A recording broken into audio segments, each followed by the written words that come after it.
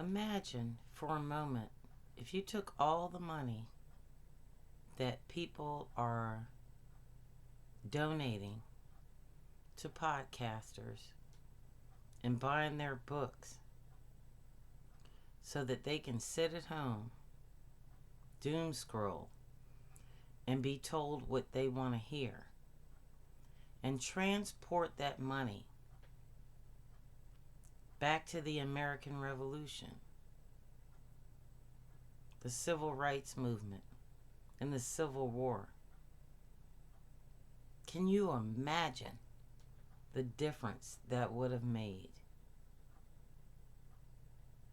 There are only two people that I can document that I have seen who are putting up podcasts every day,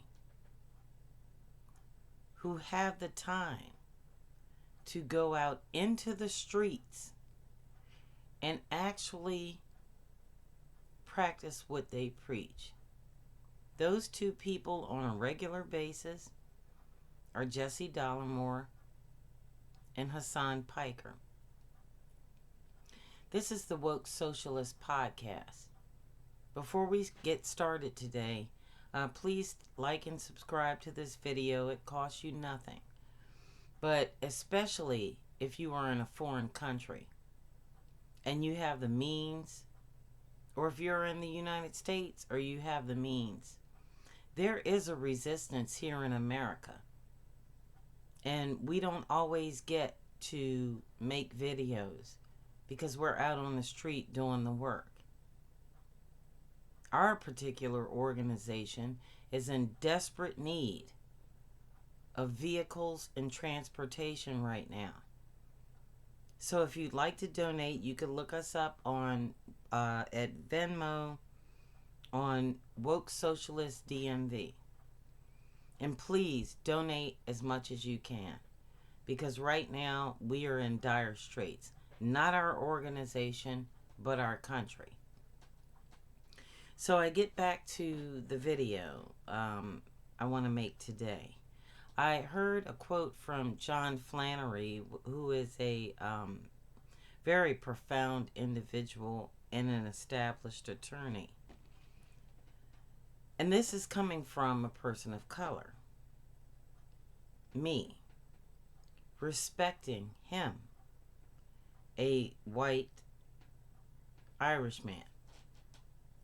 We are as safe as any citizen in a dictatorship.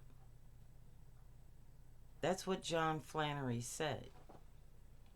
So if you think that you can occupy your time with being told what you already know on a regular basis, and that's going to be enough, or if you think that you're an elected official and bashing democratic socialists will keep you a job, you have no idea what you have coming.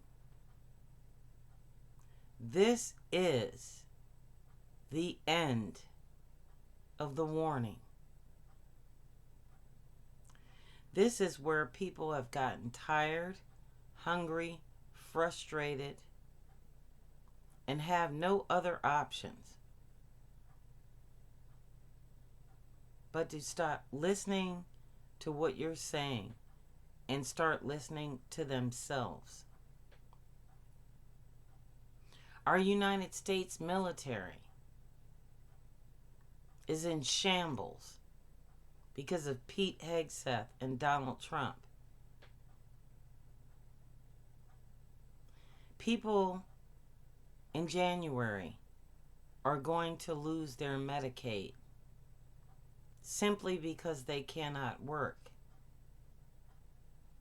The Trump administration is about to attack Medicare and throw thousands of seniors out into the streets because they cannot afford to be in nursing homes. This is where we are. people who look like me could be kidnapped, beaten, or killed at any time on any street in the United States of America. Right now. Republicans are all in on fascism. Democrats are all in on fascism. Nobody right now is your friend unless they say the exact same words that a Hassan Piker, a Jesse Dollarmore, a Kyle Kalinske says right now. There is no in between. And for someone who looks like me, we have seen this movie before. Now, I don't need you to wake up. I don't need you to care about me. All I need you to do is heed the message. Because when the Gestapo comes around here and they round us up and they send us to the already established concentration camps or someplace like Africa we've never been to, you can't sit there and say you didn't know about it, because I am telling you right now. I, as a mixed blood Native American, black, and white individual, have people coming to me terrified that they will be deported and never heard from again. This is not a political issue. This should be front and center to every Democrat seeking election. It should be front and center. Not what Hassan Piker is doing. Not these podcasters selling books. What I am saying right now is life and death. And no Democrat right now who is taking money from J Street and APAC is out there on the street fighting for us. Therefore, the Democratic Socialists of America are not taking over the Democratic Party. You're leaving it.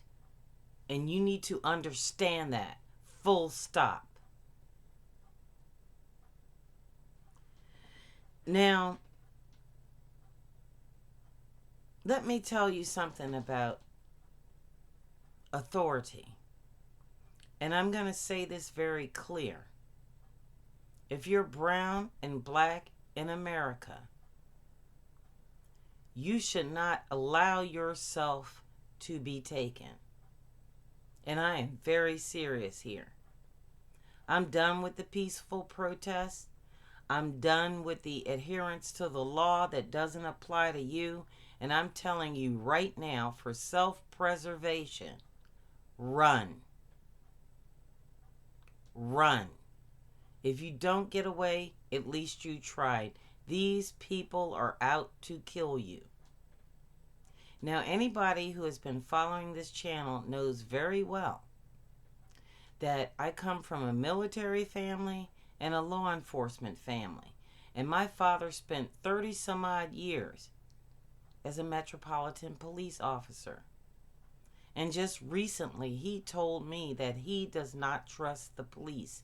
This tells me, as a 54-year-old Gen Xer, that I am not to do that either. Now, growing up in the racist South, dealing with Jim Crow, this is the man I trust the most to understand what I am dealing with and what I am facing. There is no doubt in my mind that this man completely understands the threat that is engulfing black communities all over the United States of America. Now, I don't care if you voted for Kamala Harris or if you're a Democrat or a socialist or anything else. Right now, your life, if you are black, brown, or red, is in danger. And you need to act accordingly.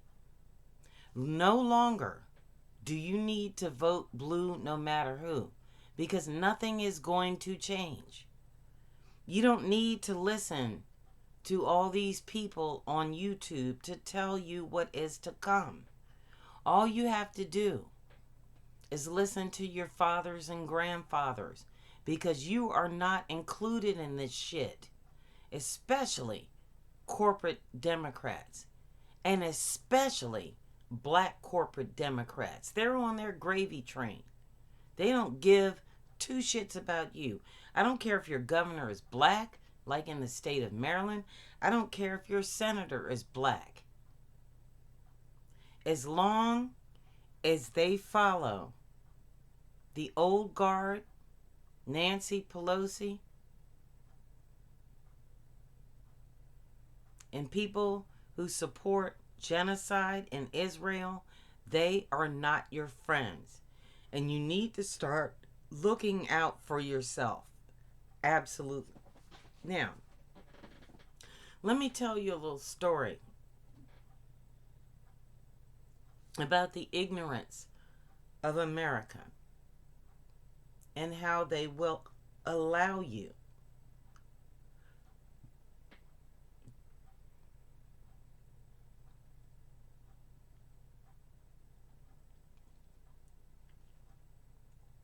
I have the hiccups again.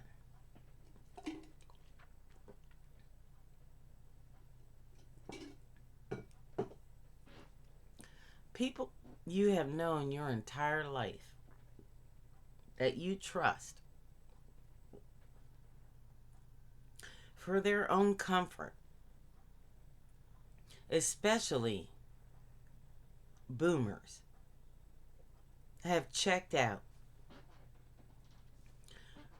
They got their retirement, they got their Social Security, and they are not worried about us. The example is this.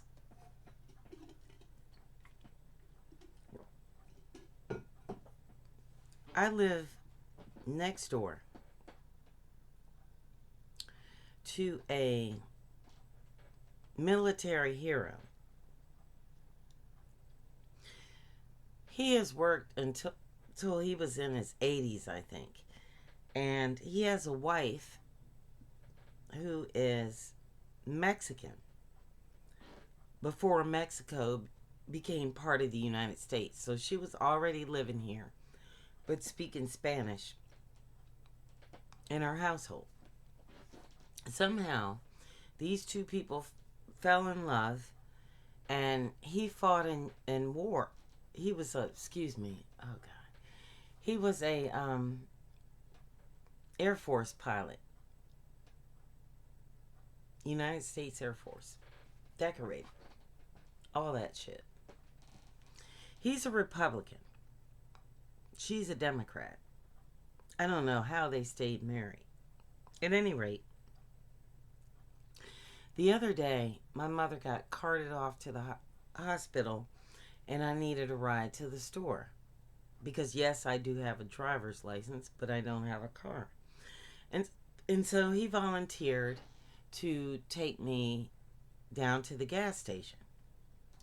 And the only thing I could grab under the circumstances and the chaos was a t-shirt that said socialist on it. So I get in the car, we ride down the street, and I go in and come out. And he says, "I can't believe the shirt you're wearing." And I says, "What do you mean?" Now, mind you, when I revealed to my father years ago that I was a socialist, he told me that people of his generation were not going to understand that. And I told them all they have to do is look it up in a dictionary. And he said, no, we went through the Cold War. We went through all this. That is not our fucking problem right now. And you need to understand that. And we need to understand that. What worked back then does not work now. And I explained that to my father, and he understood.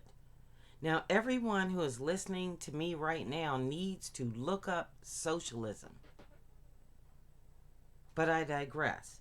So let me get back to the conversation. The first thing he called me was a communist. The second thing he said was it goes against everything I fought for and you know, all these different wars I've been in and Vietnam and yada, yada, yada and all that. I said, no. I said, what you don't understand and what he wouldn't understand is that the first socialists were Native Americans and nobody went without. So if you were a hunter or a beater or someone who gathered fruit or grew things, your elders were taken care of, the children were taken care of, and everybody in the middle did the work. And that's what socialism is. Nobody does without. It has nothing to do with white people coming here and stealing our land. It has nothing to do with capitalism. It has nothing to do with fighting under a flag that was okay with slavery and Jim Crow. But he reminded me, he said, and I quote, "Do you know who the Democrats are?" I said, I know who the Democrats were, and I know where you're going with this. And I think that really fucked his head up, because he didn't understand that. He said that Democrats are the Ku Klux Klan. I said, no, Democrats were the Ku Klux Klan, and that whole thing switched. I said, you are no longer the party of Lincoln. You now stand for what the Democrats used to. And I said, do we have to do this now? Because, of course, my mom is in the hospital in intensive care. And I said, what are you watching, Fox News? And he got real quiet. And I told him, I think you need to stop turning off and turn on. I think you need to stop finding comfort in your stability. Now, he also told me that he had a degree in political science, which I respect for back then.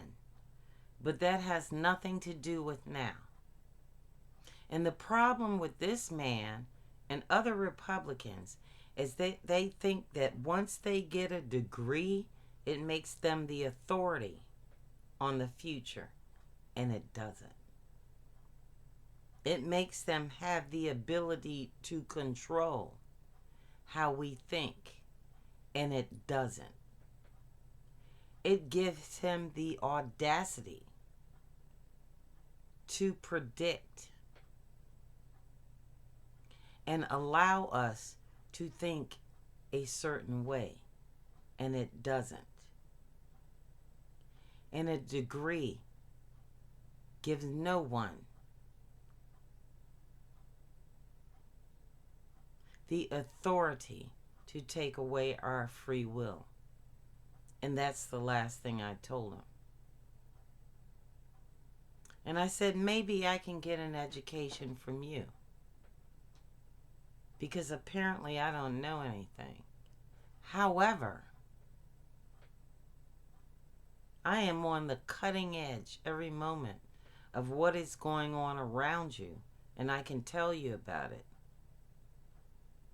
And you are on the cutting edge of cutting it out of your life and denying that it exists. And that's what they do. That's what boomers do. They are in the comfort of a generation that was fed lies about equality and about American exceptionalism. And now, because they have their checks and no one can take those away from them, they think everything is cool. They don't live our lives. They don't fear our fears. They don't go out into America and understand what it's like to be black, Latino, a dark Indian, Pakistani, or anything else. All they understand is their routine, their cable, their cars, their property, and their comfort. This was not a post-racial society when Barack Obama got elected. And we were real fucking idiots for believing that shit. Right now, we are in America's post-Reconstruction era number 2. This is the dismantling of black power by way of incarcerating and sending away Latinos and instilling fear and calling Muslim people communists and terrorists. This is not going to work because a new generation has risen. And I am very disappointed in my friend, but that's not going to stop me on my quest. And it's not going to stop me from holding Democrats accountable on a day-to-day basis for what they do to their constituency and then tell us to vote blue no matter who. This is a new age. Socialists are not taking over the Democratic Party. The Democratic Party has joined the Republican Party. And this is the way you need to see it. To stay safe from here on out. It is my calculation that you should not depend on the midterms to save this democracy. You can make a plan to vote, but what is a plan to vote? If in blue states, they're going to have ICE agents who have nothing to do with elections. State-run elections with election security. Are you going to cop out? Are you going to show up and get beat up and go to jail? Or are you going to actually fight for your right to vote? These are questions you have to ask yourself just as a voter. Not as a black or brown or red person. You have to ask yourself as a voter. Are you willing to show up and show out? And if they prevent you from doing so, are you willing to stop these unlawful acts using the Constitution? Thomas Jefferson himself said, when tyranny becomes law, rebellion becomes duty. When are you going to rise up to your duty as Americans? When is that going to happen? You don't need to wait because your neighbors are already being carted off to concentration camps. Mainstream media has already been shut down. Every black person that could have been fired from the United States government, except for a few, have already been fired. Your military is now white.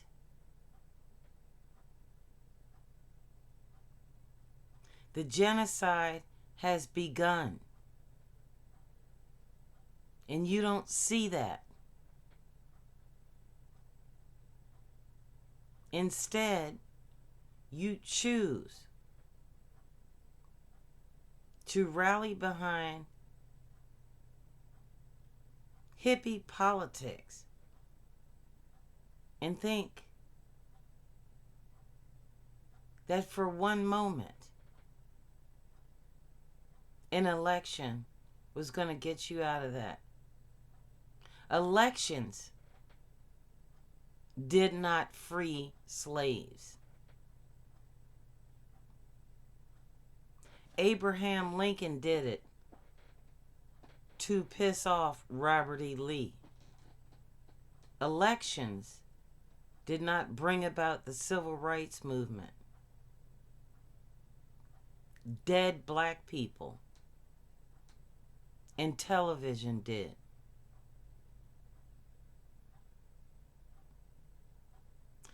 The election of Barack Obama was not brought about by elections. It was brought about by a gerrymandered system where a majority black population in the richest states in America turned out to vote. Elections is not going to save you now, when both parties have turned against United States citizens on a daily basis. Instead of giving $5 to this politician or buying this person's book, take a moment to look at your state and the Democrats in it and check their voting records. It's all public information. All you have to do is look up their name and their voting record, or Google it, and you will find that what I am saying is true. And if you have the opportunity, the intestinal fortitude, the will to live, and a love for America,